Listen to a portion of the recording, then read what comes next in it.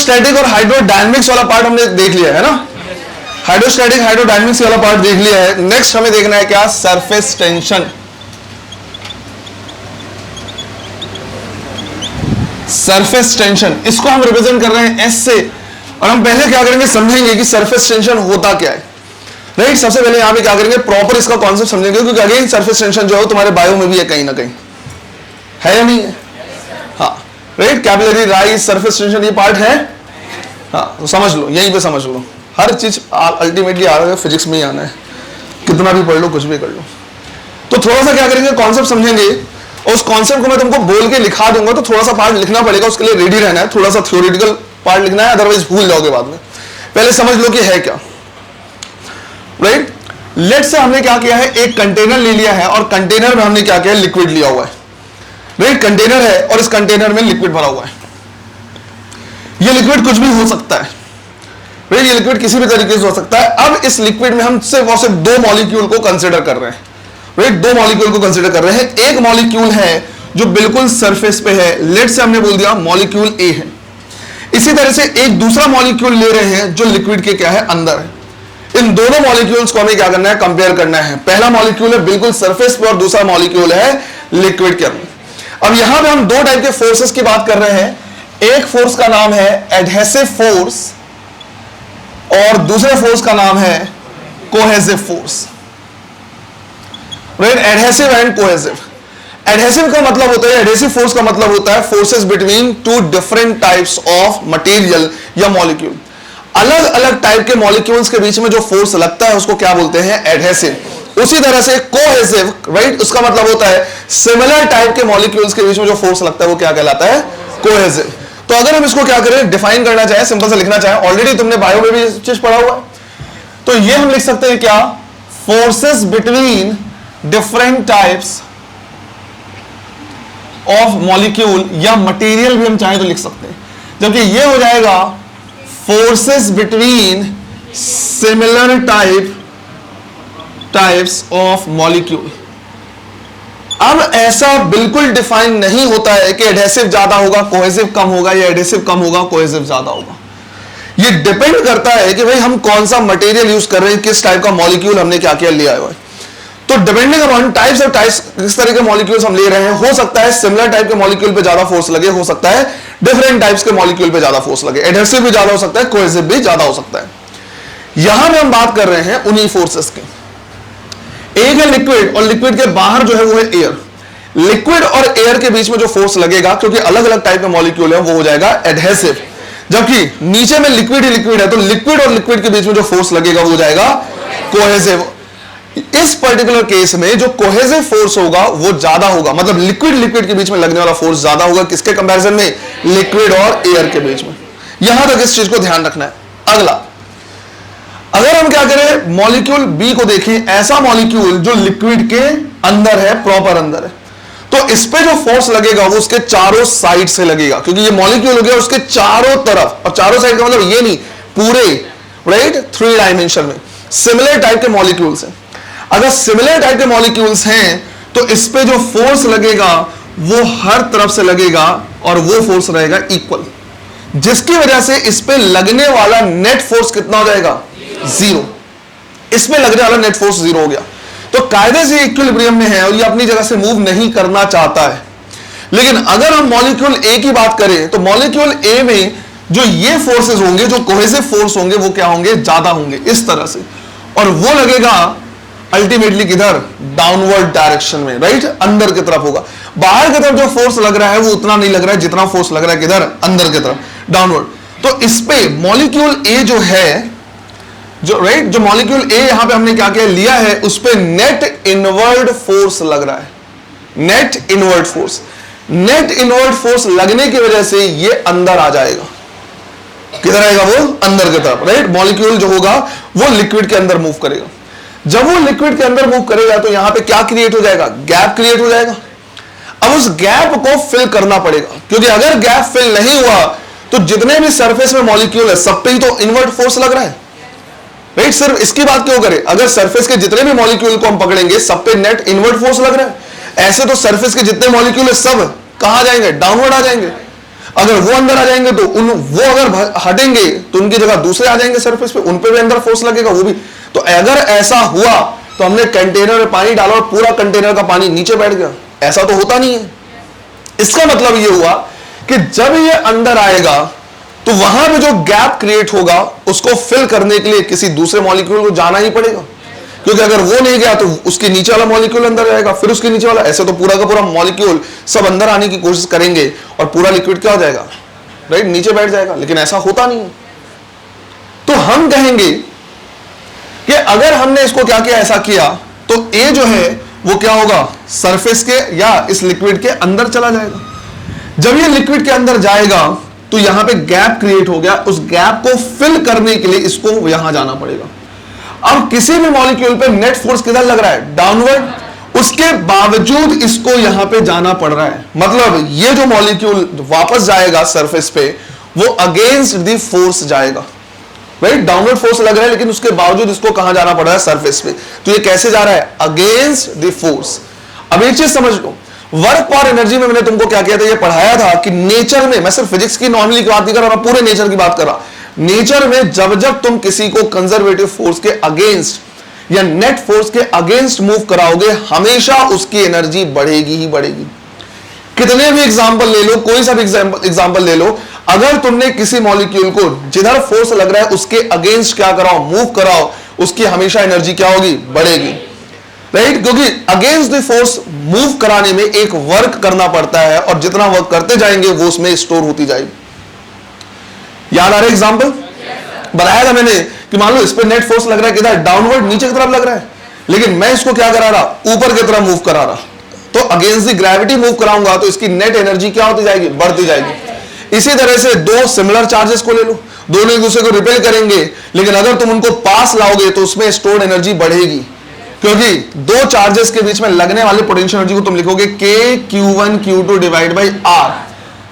दोनों एक दूसरे को रिपेल कर रहे हैं, दूर जाना चाह रहे हैं, तुम उनको पास ला रहे हो, पास लाओगे तो R की वैल्यू क्या होगी, कम, तो U की वैल्यू क्या होगी, अगेंस्ट द फोर्स जब भी कोई ऑब्जेक्ट मूव करेगा उसकी स्टोर्ड एनर्जी क्या होगी, बढ़ जाएगी। बात आई समझ में?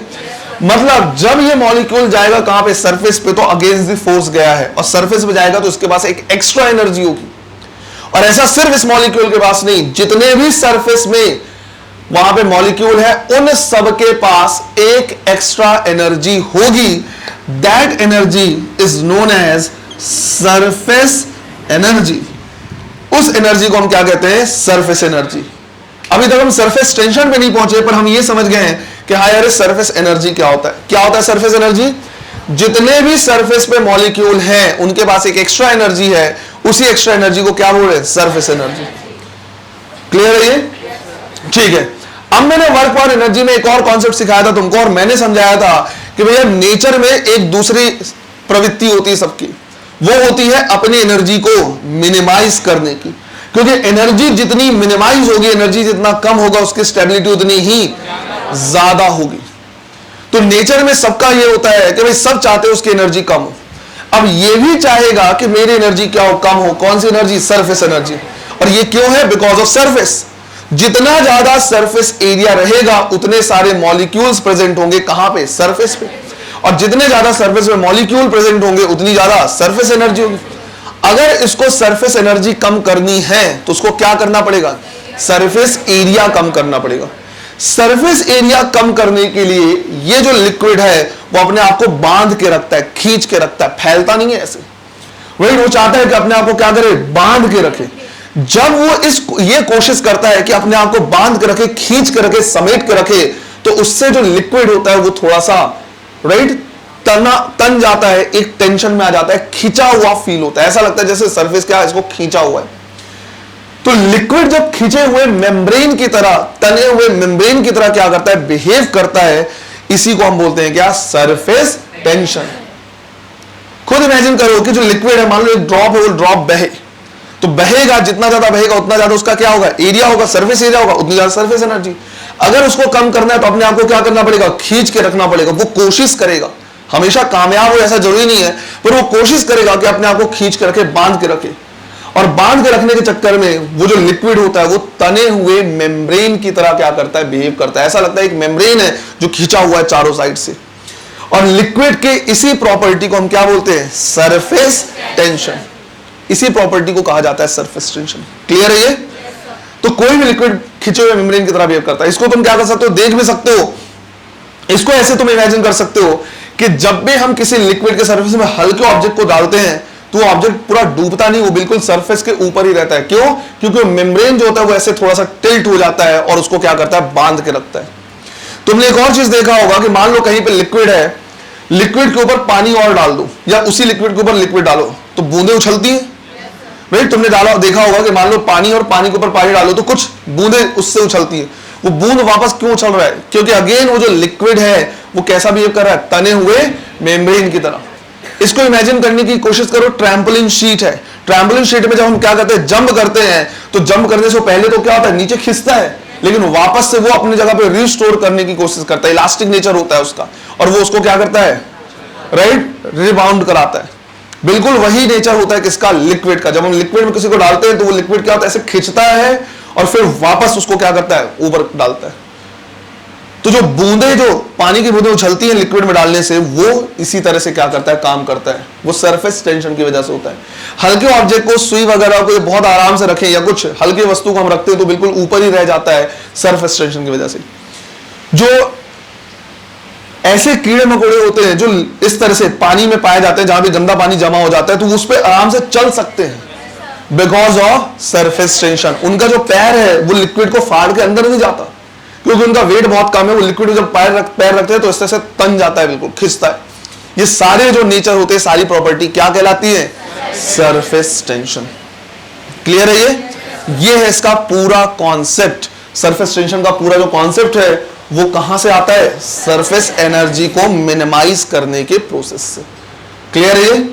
इसी पूरे को मैं लिखा दे रहा, अदरवाइज तुम भूल जाओगे। तो थोड़ा सा लिखना जरूर पड़ेगा, है ना, 8-10 लाइन लिखना पड़ेगा, पर उसको लिख लो, हमेशा वो याद रहेगा। सबसे पहले क्या करना है, जो मैं लिखा रहा वो इस डायग्राम के रेफरेंस में लिखा रहा, राइट। पॉइंट ए और पॉइंट बी, या मॉलिक्यूल ए मॉलिक्यूल बी। तो छोटा सा डायग्राम तुरंत बनाना है ना। इनको अलग से लिख लेना कहीं पे, एडहेसिव कोहेसिव कोई दिक्कत नहीं है। छोटा सा डायग्राम एक तुरंत बनाना है।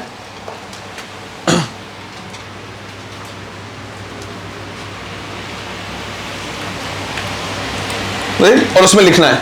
नहीं भी बनाया तो लिख ले, इसको बना लेना, है ना। लिखना है आगे, consider two molecules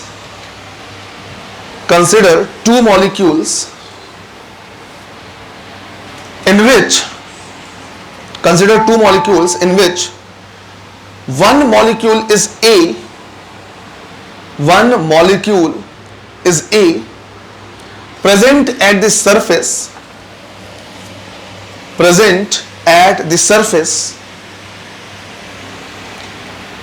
and another molecule B well within the liquid. Another molecule B well within the liquid. Full stop.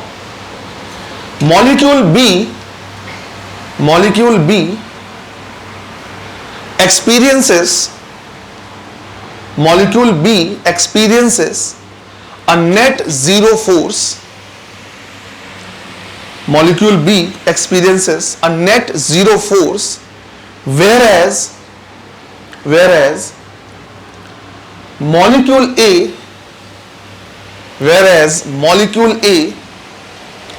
experiences a net inward force. Molecule A experiences a net inward force. Full stop. Due to inward force,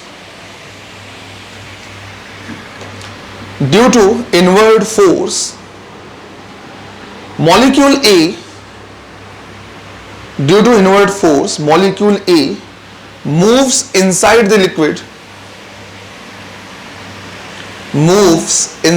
the liquid, creating a gap moves inside the liquid, creating a gap. To fill that gap,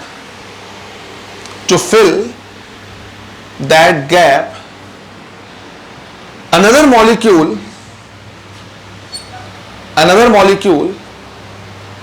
moves from inside the liquid,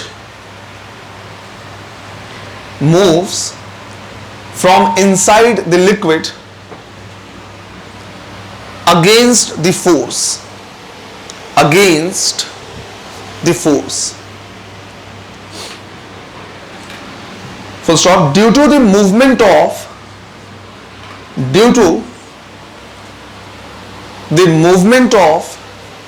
molecule against the force, due to the movement of molecules against the force, all the molecule present at the surface, all the molecules present at the surface have an extra energy,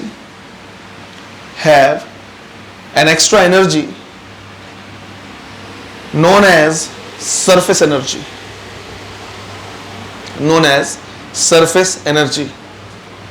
right? उस surface energy को क्या करना है? Underline करना है, known as surface energy. Right? उसके एक line बाद लिखना है, to minimize the surface energy,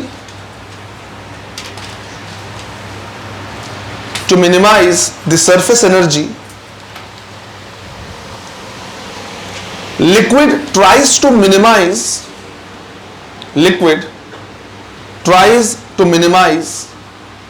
its surface area,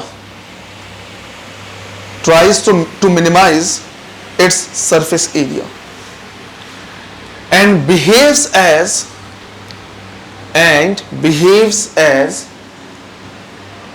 a stretched membrane, and this property is called surface tension,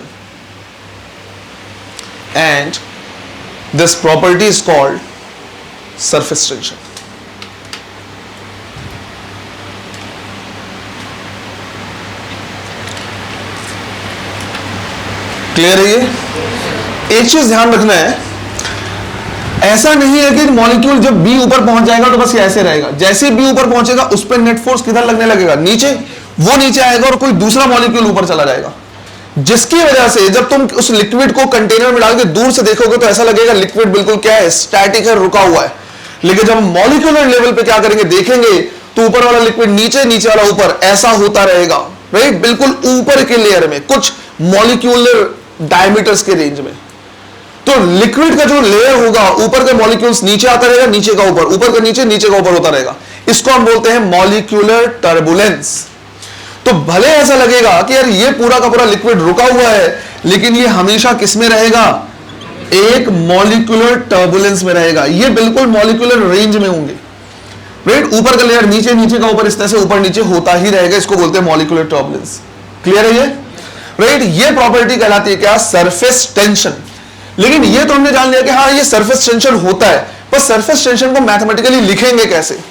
तो इसको लिखा जाता है, राइट? सरफेस टेंशन को जब भी हम क्या करते हैं, लिखते हैं, तो लिखते हैं force per unit length. Right? इसको ऐसा बताया जाता है कि मान लो हमने लिक्विड लिया और लिक्विड में एक इमेजिनरी लाइन खींच दे. तो अगर इस इमेजिनरी लाइन को खींचेंगे, मान लो इस तरह से कि भाई एक चेन लगा होता. राइट? एक बहुत बड़ा हमारे पास ट्रैम्पोलिन शीट है और उसमें बीच में चेन लगा हुआ है. तो जब तक चेन लगा रहेगा तब तक तो खींचेगा, तो खींच जरूर रहा है, पर वो बीच से फटेगा नहीं. जैसे ही तुम उस चेन को पकड़ कर खोलोगे, वो वहां से क्या हो जाएगा? खिंच जाएगा. तो वैसे ही हम क्या करते हैं, इमेजिन करते हैं कि मान लो हमारे पास एक लिक्विड है और लिक्विड के हर लेयर पे वहां पे क्या लग रहा है? फोर्स लग रहा है, खींचने जैसा. अगर हम कहीं से उस लिक्विड को काट सकते या पकड़ के एक लाइन खींचते तो वो तुरंत वहां से क्या हो जाता? अलग अलग हो जाता. क्यों? क्योंकि उसके पूरे लेंथ में क्या लग रहा है? फोर्स लग रहा है. जितना लेंथ लोगे उतना ही ज्यादा क्या होगा? फोर्स लगेगा. क्लियर है ये? और उसी को बोलते हैं क्या? Surface tension. तो इसको लिखा जाएगा फोर्स पर यूनिट लेंथ. अगर इसके यूनिट की बात करेंगे तो यूनिट हमें सीधा सीधा समझ में आ जाएगा, क्या? न्यूटन पर मीटर। इसी के साथ साथ हमें देखना है सरफेस एनर्जी का फॉर्मूला क्या होगा, क्योंकि क्वेश्चन तुमसे दोनों पूछेगा, सरफेस टेंशन भी निकालने के लिए और सरफेस एनर्जी भी निकालने के लिए। पहले इसको लिख लो और थोड़ा सा वो छोटा होगा वो लिख लो। क्या करना है, देखना है कि भाई सरफेस एनर्जी का फॉर्मूला क्या होगा। तो हम सरफेस एनर्जी के फॉर्मूले को कुछ इस तरह से क्या कर सकते हैं, देख सकते हैं। मान लो हमने क्या लिया है, एक इस तरह का ऐसे पिन ले लिया है, राइट, और उस पिन में एक तरफ हमने क्या किया है, पिन लगाया हुआ है। ये सब कुछ क्या है, इनका जो वेट है वो बहुत कम है, मास जो है बहुत कम है, ताकि ये क्या कर पाए, मूव कर पाए। दूसरे साइड हमने पिन लगा दिया इस तरह से, जो क्या कर सकता है, स्लाइड कर सकता है। अब इसको हमने ये वाले पार्ट को हमने डिप कर दिया, लेट से सोप बबल में। तो सोप बबल में डिप करेंगे तो उसमें क्या हो जाएगा, एक फिल्म बन जाएगा, राइट। तुम सरफेस टेंशन का अंदाजा इससे लगा सकते हो कि अगर तुमने इसमें फिल्म बना के इसे छोड़ दिया और ये मास बहुत कम हुआ, फ्रिक्शन लगभग 0 हुआ, तो धीरे धीरे धीरे धीरे क्या आ जाएगा, पास आ जाएगा। अगर ये इमेजिन नहीं कर सकते तो उसका एक दूसरा इमेजिनेशन मैं ऐसे करा सकता हूं कि लेट से अगर कभी ऐसा हुआ कि हमारे पास एक इस तरह का पिन ले लिया हमने, ऐसा राउंड सा बना दिया है ना, एक हल्का सा तार लिया और तार से ऐसे राउंड बना दिया। इस पूरे को हमने क्या कर दिया, डिप कर दिया किसी उसमें, सोप बबल में। तो सोप बबल में डिप करने से इसमें क्या हो जाएगा, एक फिल्म का लेयर बन जाएगा। फिल्म के लेयर बनने के बाद हमने क्या किया, एक धागा लिया, उस धागे को ऐसे बीच से बांध दिया ताकि वो सर्कुलर बन जाए और उसको रख दिया। जब हम इसको क्या करेंगे, इसमें रखेंगे तो वो धागा हो सकता है ऐसे रहे, इरेगुलर शेप में रहे। इरेगुलर शेप में इस तरह से इसलिए रह रहा है क्योंकि जब धागे को रखेंगे तो धागे के अंदर भी फिल्म का लेयर और बाहर भी फिल्म का लेयर है। अब केयरफुली हमने क्या किया, बीच वाले पार्ट को प्लग कर दिया। मान लो एक सुई लिया और इससे प्लग कर दिया, तो अंदर का लेयर क्या हो जाएगा, बर्स्ट हो जाएगा। हमेशा हो जरूरी नहीं हो सकता बाहर का भी लेयर बर्स्ट हो जाए, पर अगर केयरफुली इस एक्सपेरिमेंट तुम करोगे और सिर्फ अंदर के लेयर को बर्स्ट करोगे तो अंदर का जो लेयर है फिल्म हट गया, लेकिन बाहर का फिल्म अभी भी है। अब अंदर पे लगने वाला जो सरफेस टेंशन की वजह से फोर्स था वो कितना हो गया, 0, लेकिन बाहर से लग रहा है। जब बाहर से चारों तरफ से क्या होगा, लगेगा, तो थोड़ी देर के बाद ये जो होगा वो ऐसा हो जाएगा, जो ये लेयर था या फिर जो हमने क्या किया धागे को डाला हुआ है, ये परफेक्टली क्या हो जाएगा, स्फेरिकल हो जाएगा। परफेक्टली स्फेरिकल होने का कारण सीधा सीधा ये रहेगा कि इसके बाहर के जो लेयर्स है, राइट, बाहर में जो बबल बचे हुए हैं, फिल्म जो बचा हुआ है, वो हर तरफ से इसको क्या करेगा, खींचेगा। क्यों? क्योंकि ये भी चाहता है सरफेस एरिया को कम करना, तो चारों तरफ से जब खींचेगा तो ये बिल्कुल क्या हो जाएगा, परफेक्टली, राइट, स्फेरिकल नहीं बोलना चाहिए, परफेक्टली रिंग शेप का हो जाएगा, सर्कुलर हो जाएगा। क्लियर है ये, राइट। इसी तरह से यहां पे भी अगर हम इसको क्या कर दें, एक इसमें फिल्म ऐसे वो कर दें, फिल्म में डिप कर दें और इसको छोड़ दें तो इसको खींचने लगेगा, राइट। इसको क्या करेगा, अंदर साइड खींचेगा। मान लो हमने जिधर इधर में फोर्स लग रहा है, force due to surface tension, हमने फोर्स लगाया क्या, एक्सटर्नल। हम हमेशा फोर्स किधर लगाते हैं, अगेंस्ट द कंजर्वेटिव फोर्स। जिधर भी एक्चुअल फोर्स लगने वाला होता है उसके हमेशा अगेंस्ट, और अगेंस्ट फोर्स लगा के इसको अपनी जगह से हमने क्या कर दिया, मूव करा दिया। लेट से इसको मूव करा दिया हमने कितना, x, और इसका जो लेंथ है वो कितना है, y है। तो जैसे हम इसको मूव कराएंगे इतना सरफेस एरिया क्या हुआ है, इंक्रीज हुआ है, कितना, x इंटू वाई। हमें ऐसा लगता है कि इसका surface area x into Y है, बट कायदे से हमें इसका सरफेस एरिया लेना है 2 times of x into Y. Reason क्या है कि इस साइड में इसका सरफेस है और इसके बैक साइड भी क्या है, सरफेस है। जब लिक्विड के लेयर को देखेंगे तो फ्रंट में भी सरफेस है और बैक में भी क्या है, सरफेस है। तो इधर भी लिक्विड, इधर भी क्या होंगे, कुछ मॉलिक्यूल्स होंगे एक्सपोज होंगे, और इधर भी क्या होंगे, मॉलिक्यूल एक्सपोज होंगे। बात आई समझ में? वो सरफेस एरिया या सरफेस एनर्जी हो क्यों रहा था, क्योंकि सरफेस पे जो मॉलिक्यूल्स थे उनके पास एक एक्स्ट्रा एनर्जी है। अगर एक फिल्म की बात करेंगे तो इधर के जो मॉलिक्यूल होंगे वो भी एयर से एक्सपोज्ड है, इधर के जो मॉलिक्यूल है वो भी एयर से एक्सपोज्ड है, दोनों पे क्या लग रहा है, फोर्स लग रहा है। तो नेट सरफेस एरिया कितना हो जाएगा, कायदे से 2 टाइम्स ऑफ एक्स वाई। इस पॉइंट का अच्छे तरीके से क्या करना है, ध्यान रखना है, ये पॉइंट बहुत जरूरी है। कितना सरफेस एरिया यहां पे काउंट करना है वो यहां पे इंपॉर्टेंट हो जाता है। तो लेट से हमने बोला कि भाई x इंटू वाई, तो नेट सरफेस एरिया हमने बढ़ा दिया कितना, 2 times of x into Y. अब इसमें कितनी एनर्जी स्टोर होगी, तो du इक्वल टू हम लिख सकते हैं f डॉट dx, और पूरा अगर निकालेंगे तो u इक्वल टू हम लिख सकते हैं f इंटू एक्स। सिंपल सा। तो मान लो मैंने du इक्वल टू नहीं लिखा, मैंने बोला कि कितनी एनर्जी स्टोर हुई, वो हो गई f इंटू एक्स। अगर मैं इसको सरफेस एनर्जी के या सरफेस टेंशन के हिसाब से लिखना चाहूं तो मैं फोर्स को लिख सकता हूं surface tension multiplied by length, और लेंथ हो जाएगा कितना यहां पे y multiplied by x। Right. पर कायदे से वापस से समझो बेटा, मैंने अभी क्या कर दिया, फॉर्मूला लिख दिया, पर कायदे से ये वाला y इधर भी लेना है और पीछे भी लेना है, 2 टाइम्स लेना पड़ेगा। तो यहां पे तुमको लिखना पड़ेगा क्या, 2 टाइम्स ऑफ y। ये हो जाएगा हमारा क्या, लगने वाला फोर्स। तो u इज इक्वल टू हो गया s मल्टीप्लाइड बाई 2xy, और 2xy क्या है, इसका पूरा एरिया। तो u इज इक्वल टू हो जाएगा sa। राइट, लिखने में यूएसए दिख रहा है पर सिंपल सा, ये हमारा क्या है, सरफेस एनर्जी। s क्या है, सरफेस टेंशन, और a क्या है, राइट, इसका कंप्लीट एरिया। तो सिंपल हमारे पास फॉर्मूला होता है, सरफेस टेंशन को लिखा जाता है फोर्स पर यूनिट लेंथ, और सरफेस एनर्जी को लिखा जाएगा surface tension multiplied by area. यहां पे जो एरिया हमने क्या किया, लिखा है वो 2 टाइम्स ऑफ एक्स वाई लिखा है, मतलब दोनों साइड। और दोनों साइड का इसलिए लिखा है क्योंकि दोनों साइड ही क्या है, एक्सपोज्ड है।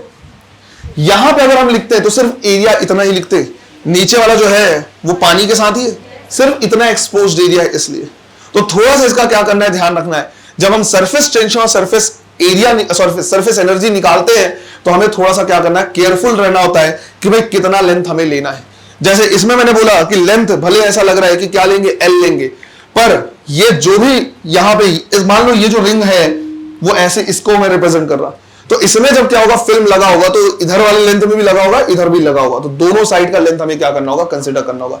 इस पे बेस्ड हमारे पास कई क्वेश्चन है, हम वो क्वेश्चन क्या करेंगे अभी देखेंगे, राइट, कि कितना एक्चुअल में लेंथ हमें क्या करना होगा, लेना होगा। क्लियर है ये? चलो, तो सरफेस एनर्जी का फॉर्मूला हमारे पास हो जाएगा क्या, S इंटू ए से। अब इसमें सरफेस टेंशन के अंदर में बहुत सारे छोटे छोटे टॉपिक है, तो किस सीक्वेंस में पढ़ना है पहले मैं वो समझा दे रहा हूं। राइट, सबसे पहले हम क्या करेंगे, देखेंगे सरफेस टेंशन के ही कुछ क्वेश्चन। राइट, सरफेस टेंशन का हमने कॉन्सेप्ट जब क्या कर लिया, सीख लिया है, तो कुछ क्वेश्चन हम सरफेस टेंशन की क्या करेंगे, देखेंगे। राइट, कैसे आ रहा है वो हम देखेंगे। जब हम सरफेस टेंशन के क्वेश्चन कुछ इस तरह के क्या कर लेंगे, देख लेंगे, तो उसके बाद कुछ थ्योरेटिकल क्वेश्चन हम देखेंगे किसके, सरफेस एनर्जी के भी। राइट, सरफेस एनर्जी के भी कुछ theoretical question as well as मान लो न्यूमेरिकल भी हम क्या कर सकते हैं, देख सकते हैं, कोई दिक्कत नहीं है।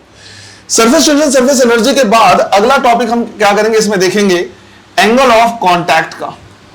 जब एंगल ऑफ कांटेक्ट समझ जाएंगे तभी हमें समझ में आएगा कैपिलरी राइज, और कैपिलरी राइज के बाद हम देखेंगे क्या, एक्सेस प्रेशर का टॉपिक। इतना हमें क्या करना है, यहां पे समझना है, इतना देखना है। इसके बाद हमारा शुरू होगा अगले क्लास में या उसके बाद वाली क्लास में विस्कोसिटी, विस्कस फोर्स, ये सब कुछ क्लियर है। तो इतना टॉपिक हमें क्या करना है, देखना। अच्छा, इतना टॉपिक देखने के बाद surface tension, surface energy, angle of contact, capillary rise, ये सब एक हम चार्ट भी बना लेंगे और वहां पे क्या कर लेंगे, तीनों को कैटेगराइज, 3 केसेस होंगे उनको कैटेगराइज करके लिख लेंगे। तो पूरा का पूरा इसका एक ओवरव्यू एक जगह पे हमें मिल जाएगा।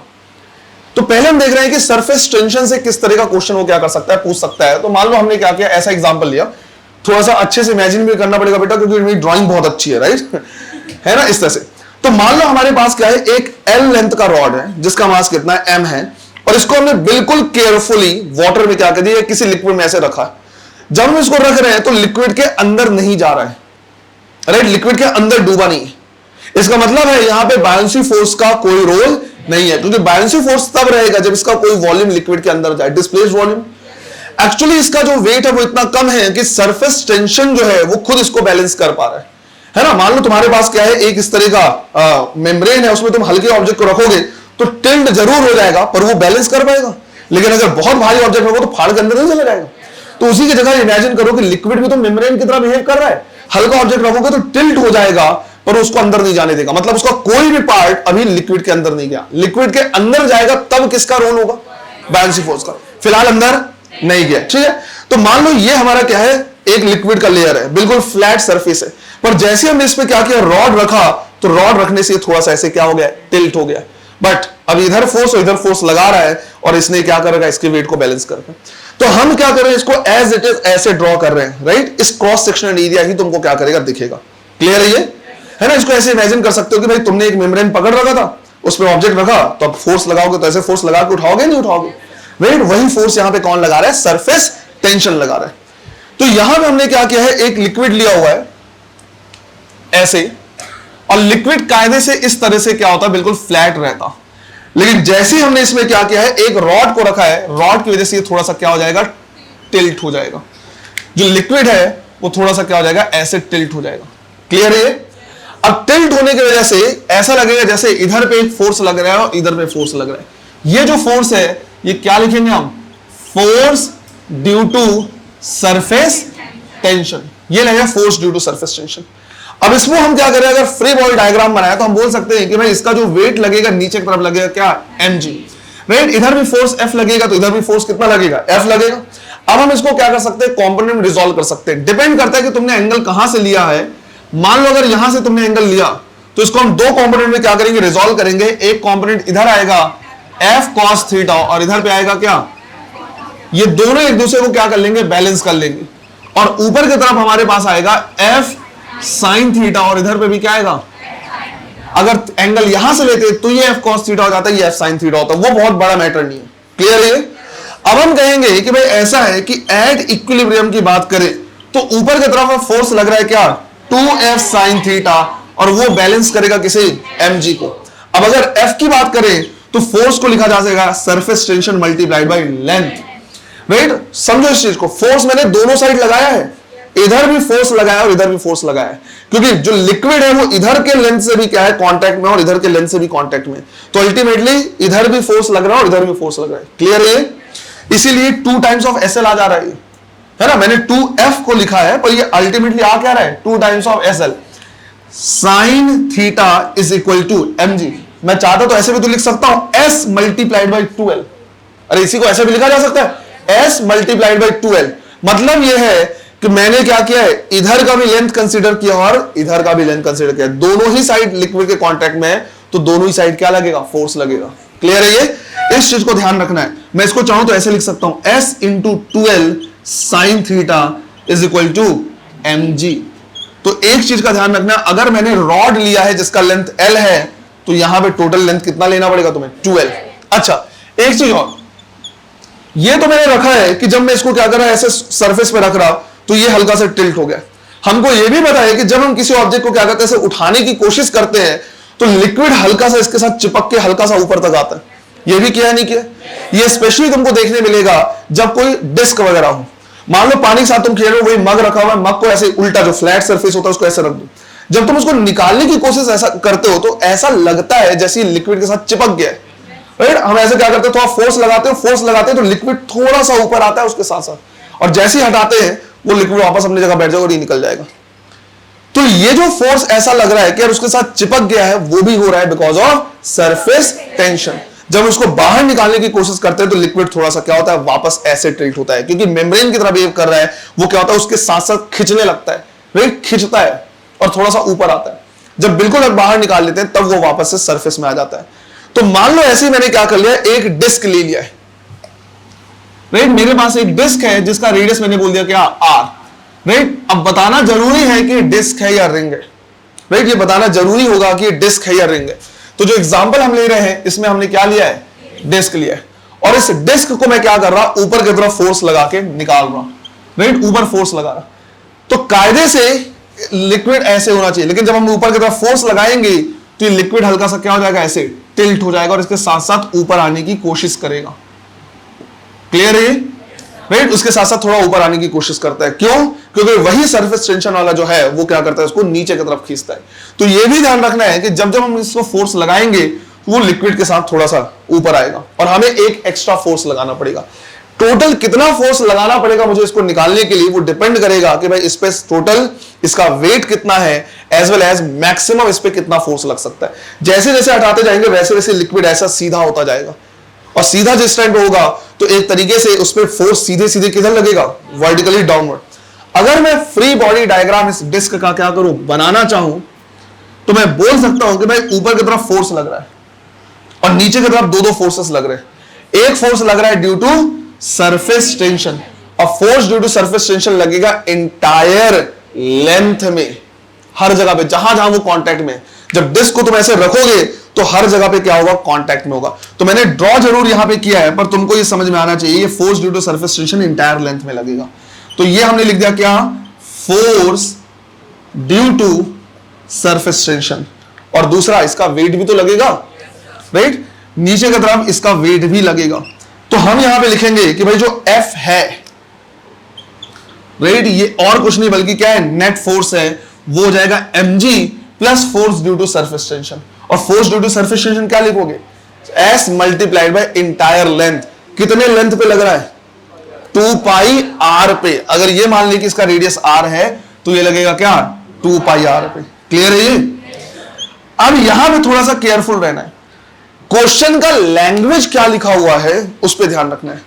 अगर वो ये पूछेगा कि भाई एक डिस्क है जिसका मास m है, जिसको हमने क्या कर दिया कि लिक्विड में रख दिया है, उसको बाहर निकालने के लिए टोटल कितना फोर्स लगाना पड़ेगा, तब तो टोटल इतना फोर्स लगाना पड़ेगा। अगर उसने पूछ लिया एक्स्ट्रा कितना फोर्स लगाना पड़ रहा है, तो ये वो पार्ट है जो हमें एक्स्ट्रा लगाना पड़ रहा है।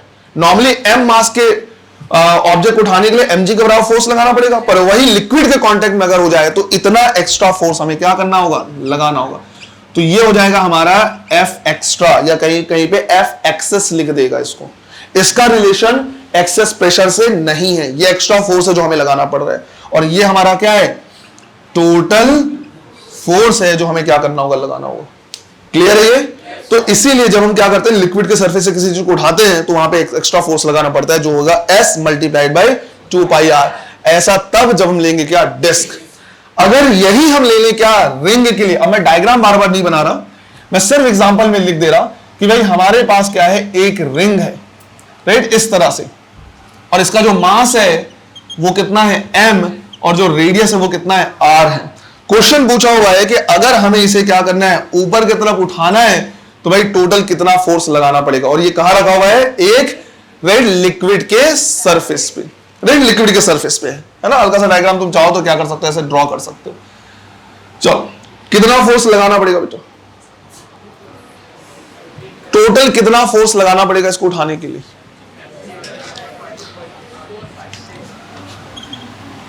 टोटल फोर्स F, पहला तो नीचे लगेगा क्या? इसका वेट प्लस सरफेस टेंशन की वजह से तो फोर्स लगेगा।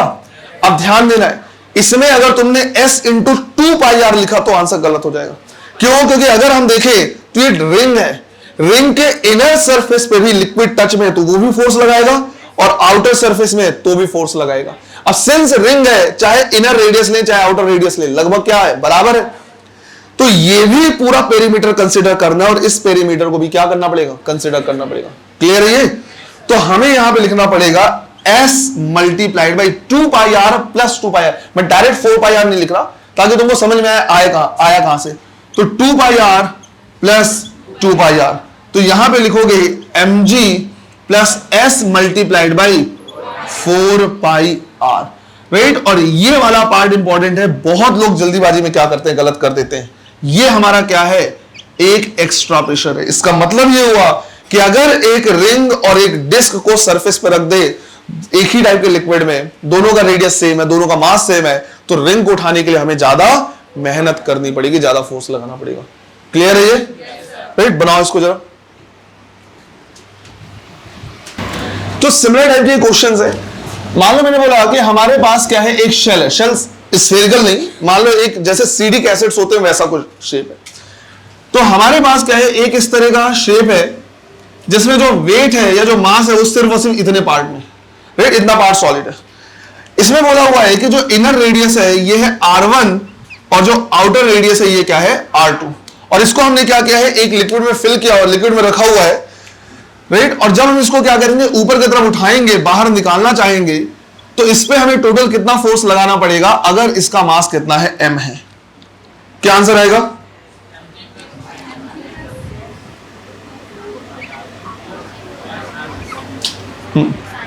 जब हम ऊपर उठाएंगे तो पहला तो क्या लगेगा? वेट लगेगा mg, और दूसरा सरफेस टेंशन की वजह से फोर्स लगेगा। वो कहां कहां लगेगा? एक तो इस पार्ट में और दूसरा इस सर्कमफेरेंस में। क्लियर है ये? तो अगर हम क्या करें, इसमें लिखें कि भाई टोटल फोर्स कितना है, तो एक तो लिखेंगे क्या? mg, और एक्स्ट्रा फोर्स लिखना पड़ेगा हमें S इंटू 2 पाई r1 प्लस 2 पाई r2 के इक्वल। क्लियर है? इतना टोटल फोर्स हमें यहां पे देखना पड़ेगा। और इसी चीज को अगर रिंग के जैसा देख लें तो r1 r2 बराबर हो जाएगा, यही क्या हो जाएगा? 4 पाई r हो जाएगा।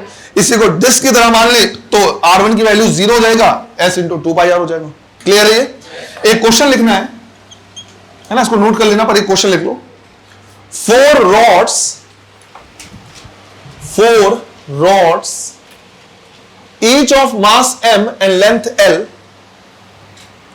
4 rods, each of mass m and length l are connected to form a square, are connected to form a square. Full stop. If it is kept on the surface of liquid, if it is kept on the surface of liquid having surface tension S,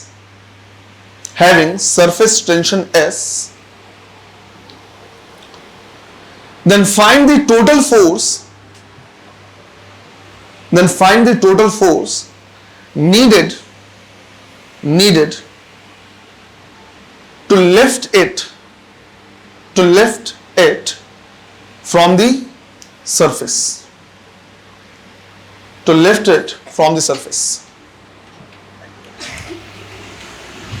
तो अगर मुझे क्या करना है, net force लिखना है, तो क्या आंसर mg प्लस SL होगा? mg plus SL, mg plus 4SL answer नहीं होगा भैया। लेंथ के दोनों साइड कंसीडर करोगे तो mg प्लस 8SL भी नहीं होगा नारायको, A 4mg होगा। अरे हर रॉड का मास कितना दिया है? m। तो अगर 4 रॉड हैं तो टोटल मास कितना? 4mg। तो ये हम लिखेंगे 4mg प्लस हर रॉड के लिए 2L लिखना पड़ेगा दोनों साइड, राइट? तो क्या लिखेंगे? 8SL। ध्यान रखना ऑप्शन इसी तरह से रहेंगे, mg plus 8SL, mg plus 4SL, 4mg plus 4SL, 4mg plus 8SL। यहां पे पर रॉड का मास दिया है m, तो 4 रॉड का मास कितना? 4mg और पूरे रॉड के लिए ऐसे। अच्छा, इसी की जगह पे स्क्वायर प्लेट दे देता तो कितना लिखते हैं फिर? 4SL। क्लियर है ये? तो सरफेस टेंशन के क्वेश्चन जो इस तरह के आएंगे कहे जा सकते हैं न्यूमेरिकल नॉर्मली S/L वाले आएंगे। अगर ये थ्योरेटिकल क्वेश्चन कर लोगे तो न्यूमेरिकल भी बन जाएगा। क्लियर है ये? जल्दी से लिखो, जल्दी से। सरफेस एनर्जी का भी, सरफेस एनर्जी के 2 टाइप के क्वेश्चन आ जाएगा, एक थ्योरेटिकल आ जाएगा और उसी पे न्यूमेरिकल भी क्या कर सकता है, पूछ सकता है। अब ये उन लोग रिलेट कर पाएंगे जो नहाते हैं राइट? जो नहीं नहाते उनके लिए हाइपोथेटिकल केस है। जो नहाते हैं उन्होंने एक्सपीरियंस किया होगा कि जब भी हम शावर से नहाते हैं तो कंपेरेटिवली हमें ठंड ज्यादा लगती है। अभी तो जो नहीं भी नहाते सबसे ज्यादा, हाँ सर हमको पता है सर। अगर मैं यहाँ पे गलत भी बोल दूं ना तो भी हाँ सर, क्योंकि जो मुंडी नहीं लाया पता चल जाएगा कि इनको नहीं पता। पक्का ऐसा होता है या उल्टा होता है? जब हम शावर से नहाते हैं तो ठंड क्या होता है? ज्यादा लगता है। तो क्वेश्चन यही पूछता है कि शावर से जब हम क्या करते हैं, नहा रहे होते हैं, तो हमें ठंड ज्यादा क्यों लग रही होती है, राइट? या तो सिंपल क्वेश्चन वो पूछेगा कि जब एक बड़े ड्रॉप को छोटे छोटे ड्रॉप में क्या करेंगे, कन्वर्ट करेंगे, तो वहां से एनर्जी रिलीज होगा या एब्जॉर्ब होगा। दोनों सिमिलर ही क्वेश्चन है। अब इसको समझो, जब हम क्या कर रहे होते हैं, शावर से नहा रहे होते हैं, तो उस टाइम पे जो एक बड़ा ड्रॉप होता है, राइट, छोटे छोटे उससे क्या बोलते हैं, पोर्स से जाने के बाद बहुत सारे छोटे छोटे ड्रॉप्स में क्या हो जाता है, कन्वर्ट होता है। जब कोई बड़े ड्रॉप को छोटे ड्रॉप में कन्वर्ट करते हैं तो सरफेस एरिया इंक्रीज होता है, डिक्रीज होता है? इंक्रीज होता है। भाई यही तो रीजन है केमिस्ट्री में पाउडर के फॉर्म में डाला जाता है एंजाइम वगैरह को, कैटलिस्ट को। पढ़ा है कि नहीं पढ़ा है? जब उसको पाउडर कर देते हैं, छोटे छोटे पार्ट्स में डिवाइड करते, टोटल सरफेस एरिया क्या होता है, बढ़ जाता है, तो रिएक्शन तेजी से होता है। यही बताया गया ना? इधर उधर की बातें तो नहीं कर रहा मैं? हाँ ठीक है।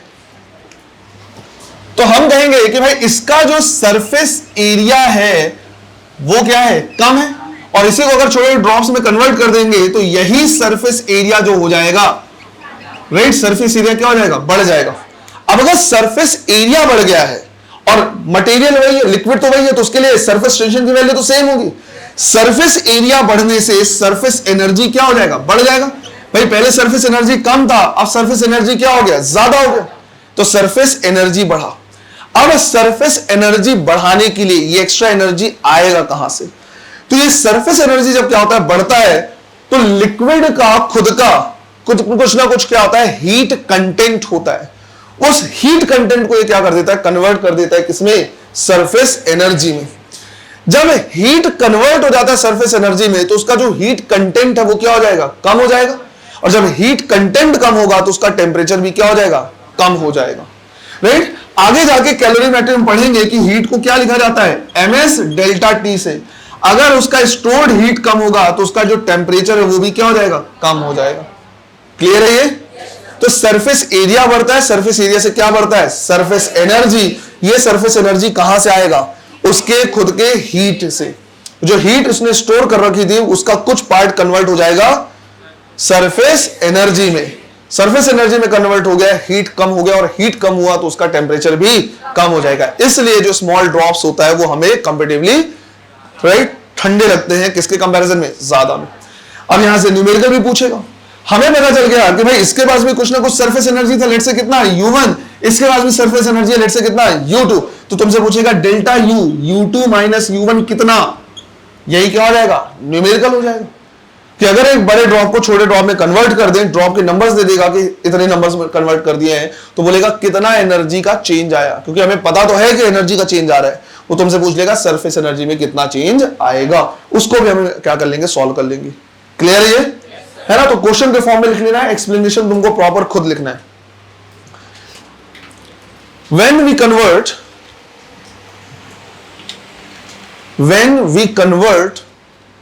a bigger drop into smaller droplets,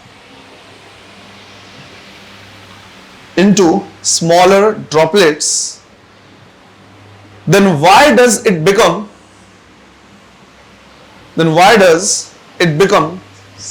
colder?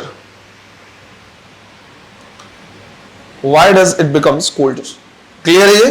तो प्रॉपर एक्सप्लेनेशन के साथ क्या करना है, लिखना है कि सरफेस एरिया बढ़ा, सरफेस एनर्जी बढ़ा, वो सरफेस एनर्जी आया उसके हीट कंटेंट से, हीट कन्वर्ट हो गया सरफेस एनर्जी में, तो हीट खुद कम हो गया, हीट कम हुआ तो टेम्परेचर भी कम हो गया। ये पढ़ेंगे कैलोरीमेट्री में। और यहां पे एस सरफेस टेंशन क्या है, dq equal to ms delta T में s स्पेसिफिक हीट कैपेसिटी है ना। कंफ्यूज मत होना, मिक्स मत कर देना। चलो लिख लो उसको सही तरीके से। अब इसी को क्या करेगा, वो न्यूमेरिकल बना देगा और बोलेगा कितना सरफेस एनर्जी क्या हुआ, चेंज हुआ है। तो वो भी हम क्या कर रहे हैं, देख रहे हैं। मैं यहां पे जनरल फॉर्म में क्या करा रहा, क्वेश्चन लिखा रहा, मैं कोई वैल्यू नहीं दे रहा, जनरल फॉर्म में क्वेश्चन करा रहा। वैल्यू क्या कर सकता है, न्यूमेरिकल में खुद दे सकता है। क्वेश्चन लिखना है, a drop of radius capital R, a drop of radius capital R, capital लिखने की जरूरत नहीं पड़ेगी, सिर्फ R लिखना capital, is converted into n smaller drops,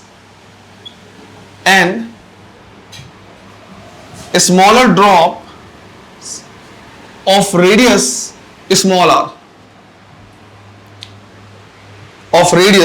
small r, full stop. If the surface tension of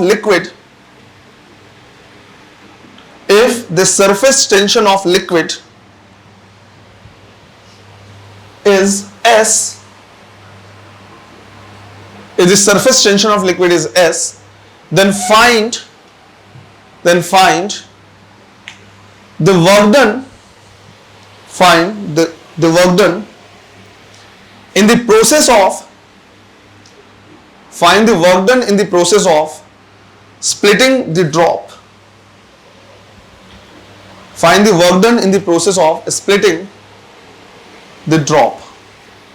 right? एक चीज समझना बेटा, इसमें लैंग्वेज को थोड़ा सा बदल दिया है, बोला है कि इसको स्प्लिट करने में कितना वर्क किया।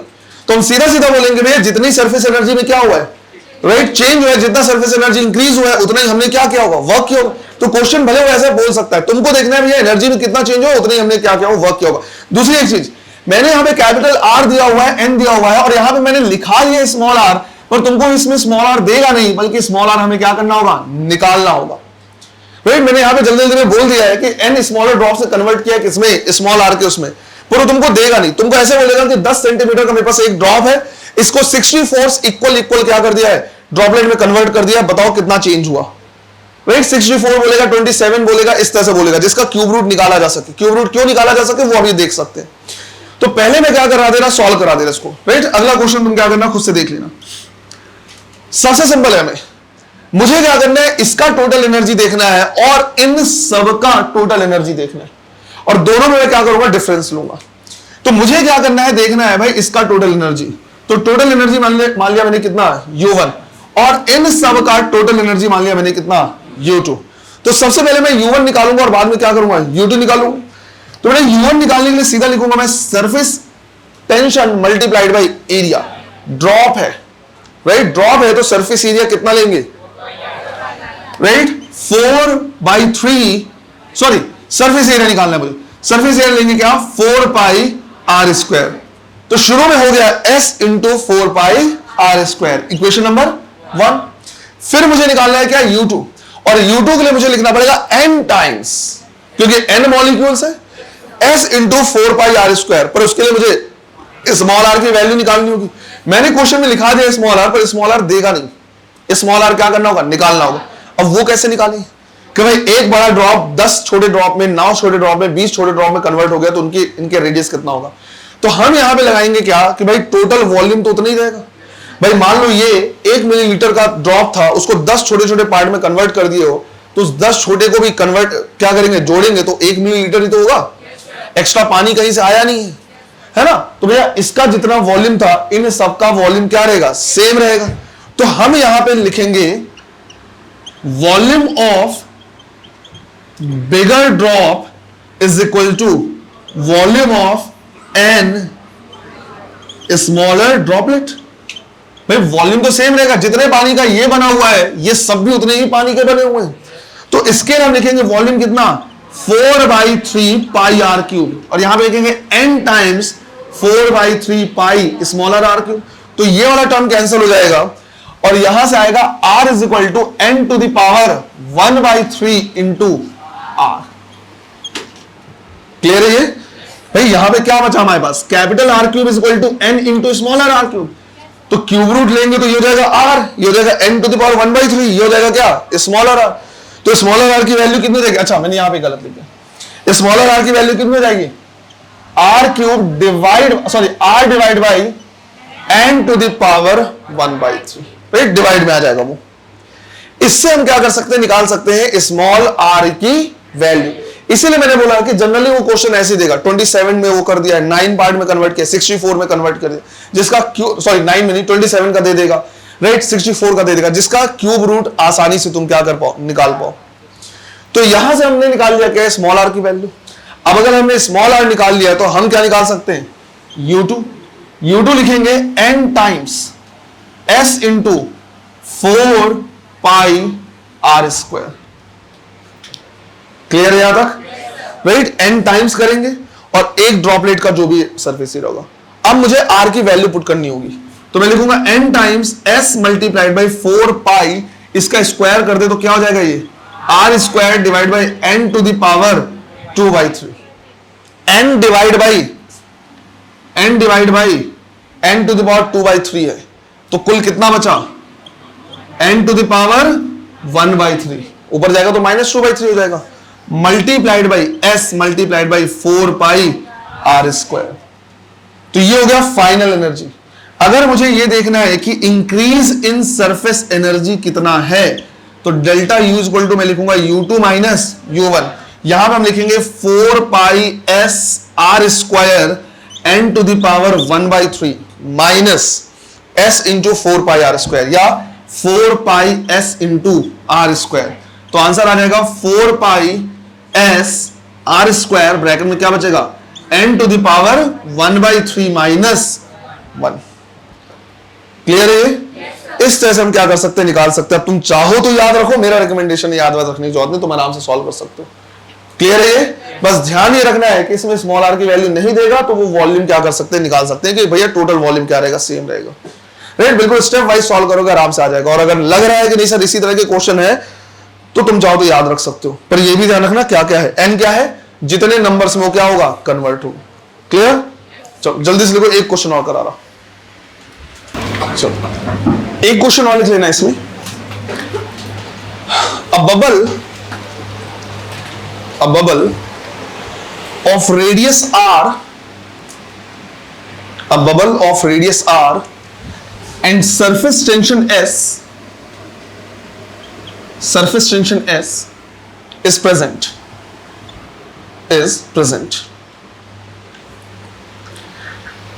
If the radius of bubble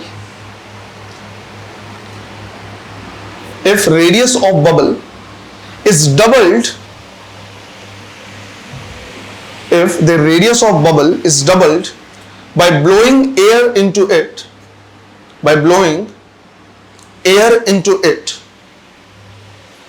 then find the increase in its surface energy.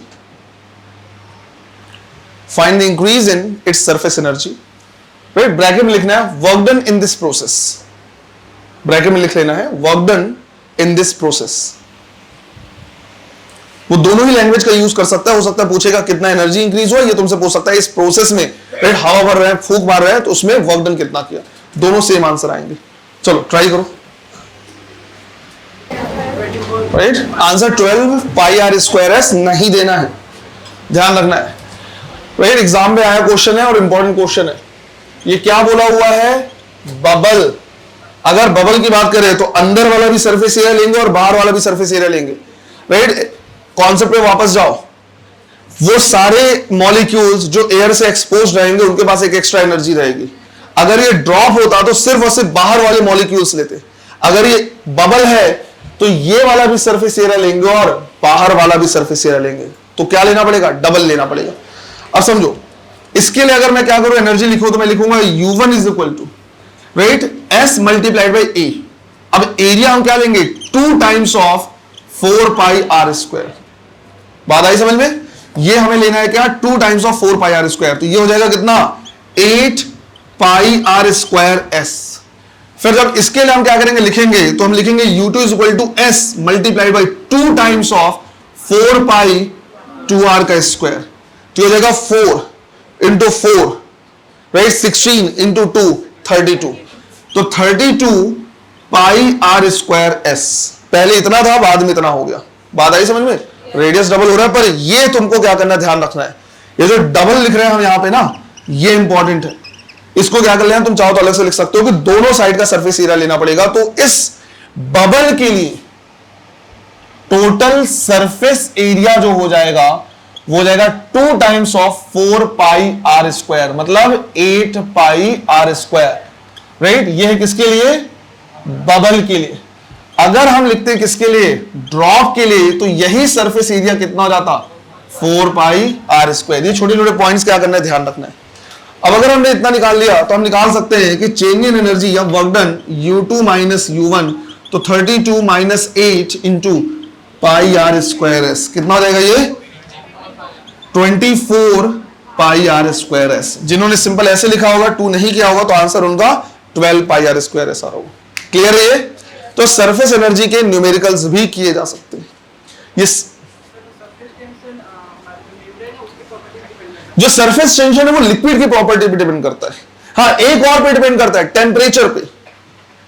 Right? Surface tension depend कर रहा है कि भाई किस टाइप का हमने क्या किया, लिक्विड लिया है. लिक्विड, अलग अलग लिक्विड के लिए अलग अलग सरफेस टेंशन होगा. बट सरफेस टेंशन एक और प्रॉपर्टी पे डिपेंड करता है, वो है टेम्परेचर. जब हम टेम्परेचर बहुत ज्यादा इंक्रीज कर देते हैं तो सरफेस टेंशन क्या हो जाता है? डिक्रीज होता है. क्योंकि सरफेस टेंशन एक तरीके से मेम्ब्रेन की तरह बिहेव कर रहा है, मॉलिक्यूल्स के बीच में लगने वाले फोर्स की वजह से. टेम्परेचर इंक्रीज करने से इनकी काइनेटिक एनर्जी क्या हो जाएगी? बढ़ जाएगी. आगे जाकर हम काइनेटिक थ्योरी ऑफ गैसेस देखेंगे. राइट? अगर टेम्परेचर इंक्रीज करें तो काइनेटिक एनर्जी क्या होगी? बढ़ेगी. तो इन मॉलिक्यूल्स के बीच में लगने वाला जो फोर्स था, जिसकी वजह से स्ट्रेच मेम्ब्रेन की तरह बिहेव कर रहा था, वो क्या हो जाएगा? कम हो जाएगा. क्लियर है? ये अच्छा पॉइंट है. इसको क्या कर लेना, लिख लेना. जहां पे सरफेस टेंशन है वहां पे लिख लेना है कि surface tension depends upon, right, surface tension depends upon, पहला तो टाइप ऑफ लिक्विड, कि किस तरह का लिक्विड है, और दूसरा टेम्परेचर. और सरफेस टेंशन जो है वो इनवर्सली प्रोपोर्शनल होगा किसके? टेम्परेचर के.